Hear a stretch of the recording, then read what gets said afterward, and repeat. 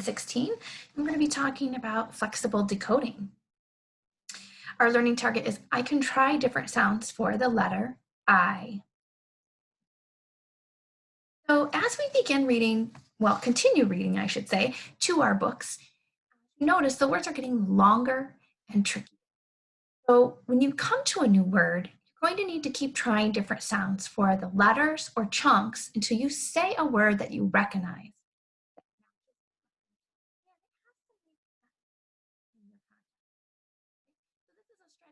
To be using throughout 2R and into the white levels. So today, we're looking at the sounds that the letter I makes in tricky words. So let's take a look at the example that I have here. I'm going to look at this word here. And what sound does this I make in this word? Well, there's some different strategies we can use to help figure this out.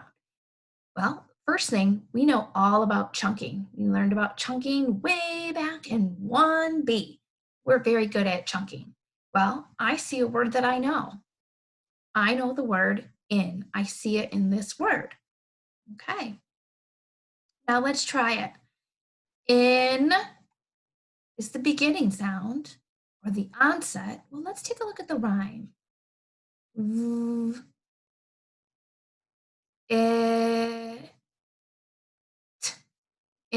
Let's put it together. Invit. Oh, that doesn't sound right. Invit?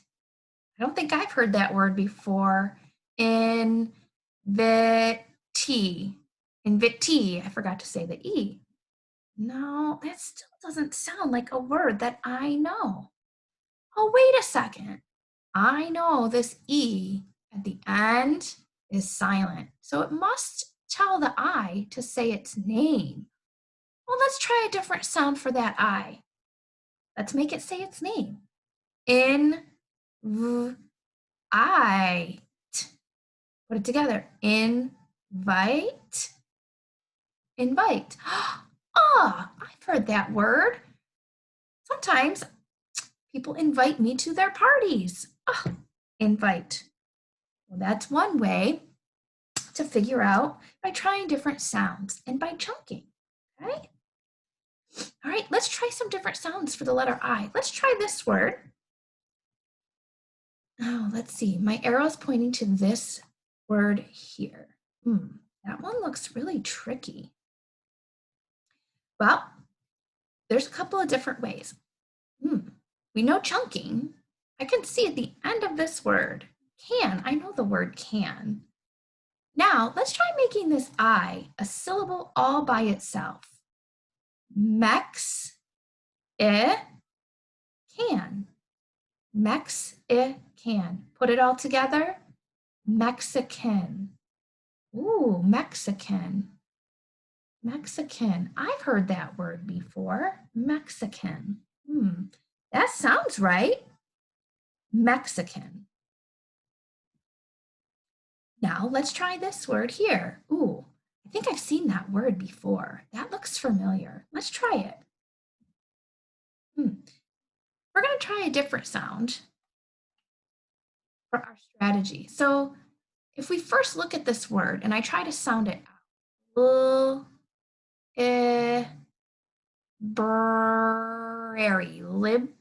library? No, that does not sound right. Well, I don't see any chunks in this word, I know. Well, let's try a different sound for that letter I. Well, instead of the short I, let's try the long I.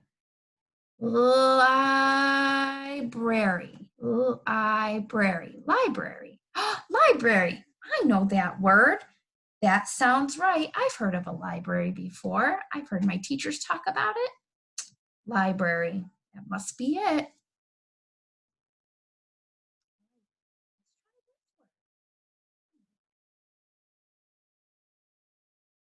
Where the arrow is pointing. Sometimes that I says a different sound. Sometimes it says E. Well, let's take a look at this word. I know the ending of this word. I learned this suffix, er.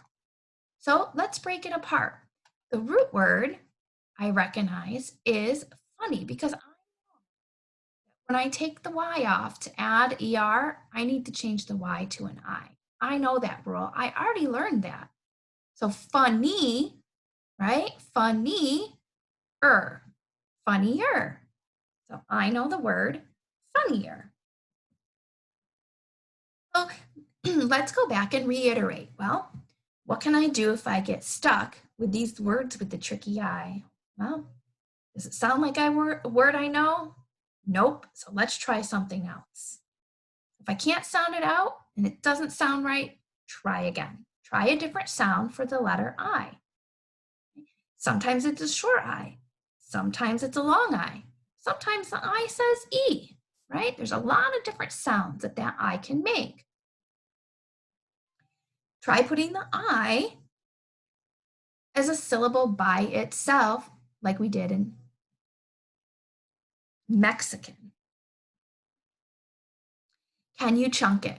Well, we know that chunking strategy. Find a chunk you know or that you're really sure of. Now to try to chunk the word before or after the chunk that you already know. So see, these are some of the great strategies that we can use in 2R. All right, boys and girls, we're going to try these strategies today as we read a new story, right? So before I show you the new story, let's take a look at this vocabulary board. The word is cruel. Repeat after me, cruel. To be cruel is to be very mean, especially without feeling sorry about it. For example, it would be cruel to steal a coat from someone who is very cold. Cruel. Right, boys and girls? I'm going to say an action, and I want you to raise your hand. Okay? I want you to think about the word cruel. Raise your hand if I say an action that is cruel. You ready? Here we go. Eating someone else's lunch. Raise your hand if you think that is cruel. You got it. That is cruel. Eating someone else's lunch is not nice. That is cruel. Very mean. Okay, here's another example. Raise your hand if you think sharing your toys is cruel. Sharing your toys. No, sharing our toys is not cruel. Sharing our toys is really nice, right? That's a nice thing to do. So your hand should not be up. Good job, boys and girls. Let's try one more. Is it cruel to make fun of someone else? Raise your hand if you think it's cruel. I should see everybody's hands. Making fun of someone else is very mean. So especially if you didn't feel sorry about it, okay? So that is cruel. So cruel is going to be a vocabulary word that comes up in our new story. So let's take a look at the cover. The title is Cesar Chavez. It's a story about a very famous Mexican American. Have you heard of him before? Well, we're going to learn all about him. So today we're going to be reading through page 25. So this is a chapter book. So to our readers, you need to get familiar with these chapter books. So we need to look at the beginning, the front cover, take a look at the picture. This must be Cesar Chavez. Or maybe it's the gentleman behind. Since it's mostly about Cesar Chavez, a famous Mexican American, this is probably him. I wonder who this could be. The author is Ginger Wadsworth and illustrated by Mark Schroeder. Okay. So let's take a look at the back cover. It's really important that to our readers, as we start to read more chapter books, we want to activate our prior knowledge. Okay. What do we already know about Mexican Americans? Do we know anything? We heard his name before. Well, let's flip to the back and see if we can learn a little more. It says, migrant farm workers led difficult lives. Well, I know migrant workers are someone who moves to another country or area to find work. So yeah, that must be really challenging. They worked long hours, lived in small dirty shacks, and were barely paid enough to survive. Cesar Chavez was one of these workers.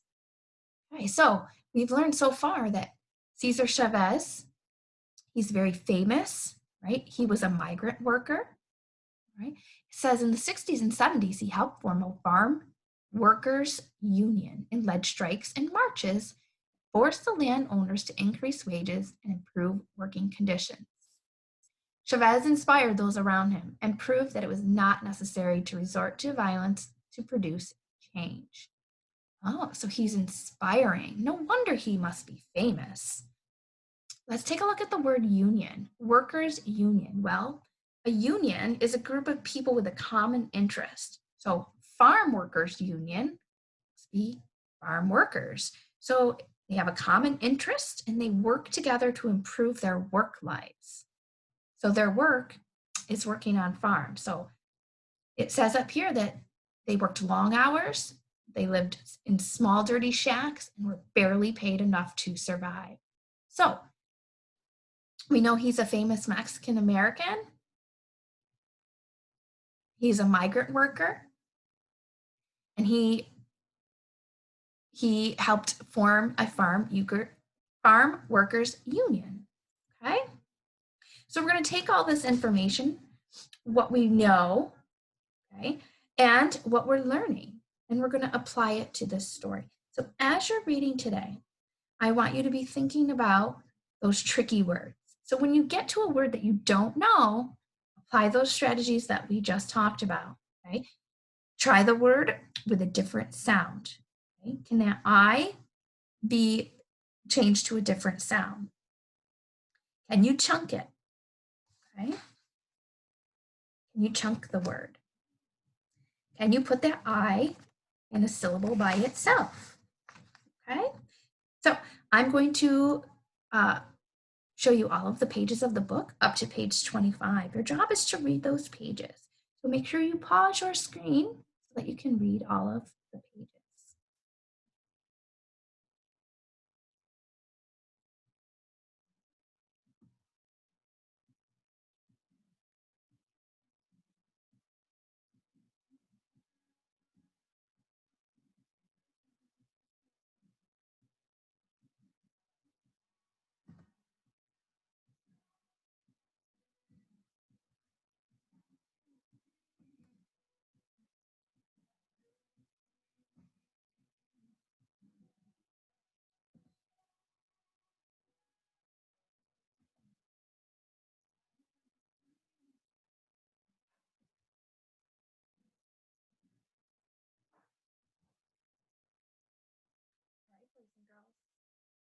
After you're done reading, I want you to open up your notebook to a new page. You're going to label with today's date, 5/11/20. You're going to label it lesson 16. I want you to answer the following questions in complete sentences. Number 1, what do you think was the best part of Caesar's life growing up? What in the text taught you this? What do you think was the most difficult thing about Caesar's life growing up? And what in the text taught you that? Question 3, did anything you read surprise you? And tell me why. So you have these 3 questions to answer. Make sure you go back and reread if you need a reference to text. And to our readers, you're doing a great job. We will see you on Wednesday, where we're going to review those questions and we're going to review that tricky I. Great day, and we will see you on Wednesday.